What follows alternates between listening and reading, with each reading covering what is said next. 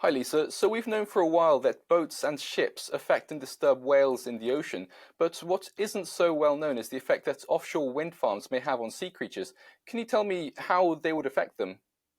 Absolutely. What we're looking at here in the United States and what you are already experiencing in the UK is an amazing industrialization of our open ocean areas. We're putting permanent structures in that are right in the way of where animals, wildlife in the form of whales, porpoises, dolphins, and other sea life migrate through, live, breed, and really trying to understand what those impacts are. The reality is we have very little knowledge of that.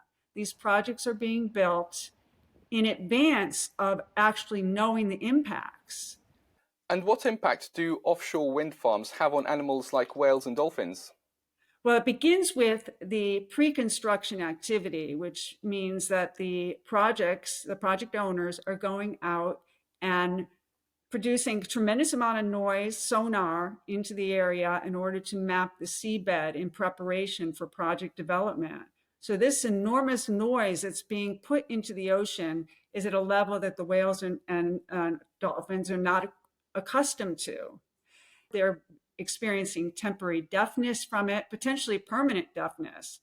Same goes for the other wildlife. And when a whale or a sea life experiences an inability to hear, that disrupts their ability to really migrate and move through the water.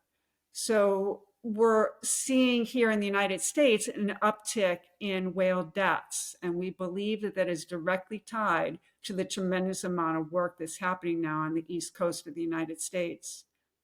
Now, one of the world's largest offshore wind farms, Hornsea 3, is being built in the North Sea, which is the habitat range of the North Atlantic right whale. How can we expect them to be affected? That's a great question. In fact, going back a couple of years, March 2021, there was testimony before the House of Lords where researchers and experts had stated that in the UK, despite all of the wind energy that was built offshore, they still did not understand what the impacts were on the wildlife there. If you don't know what the impacts are, you cannot mitigate for them.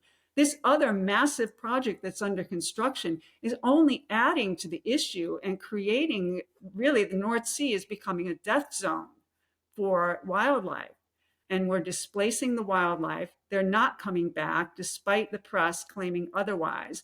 They are not able to live around these turbines. And that message needs to get out before we build too much more.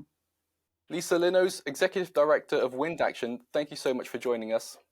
Thank you, Malcolm.